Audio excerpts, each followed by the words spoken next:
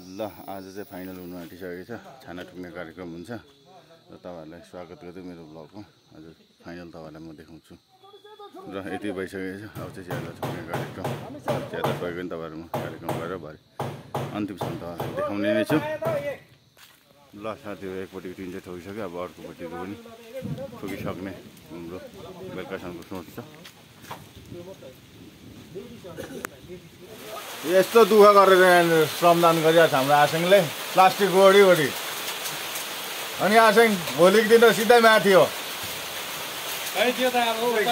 माथि बैकुण्ठ स्वर्गमा एकदम फुलै फुल हाटमा अरे माध्यम ठुलो हो नि त। दिने हात भन्दा चाहिँ माध्यम ठुलो हो नि त।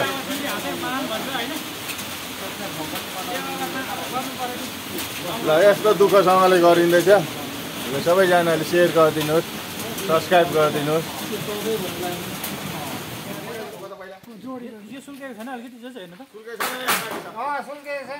यहाँ हाम्रो दुई भाइले पानी झरिन् नभनिकन यहाँ ठोक्दैछन्।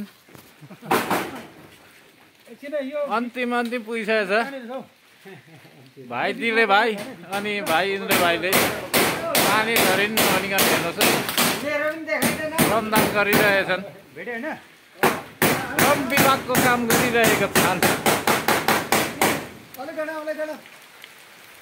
यो हाम्रो देवी मन्दिरको लामा पर्ने जग्गामा ल यति चाहिँ ठोकिसक्यो। यति ठोक्दा ठोक्दै पानी परेर बिसाइरहेको छौँ हामीले। र हामीले कम्प्लिट गरी छाना चाहिँ लगाएर छाना बेरबार र भित्रको डेकोरेसन छ र तपाईहरुको सहयोगले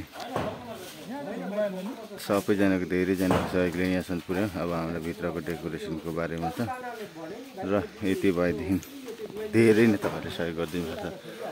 धेरै धेरै धन्यवाद सहयोगदाताहरू को हुनुहुन्छ। धेरै धेरै धन्यवाद छ हजुरहरूलाई। र यति भन्दै आजको भिडियो अन्तम चरणमा पुगिसकेको छु र आजलाई बिदा चाहन्छु। धन्यवाद।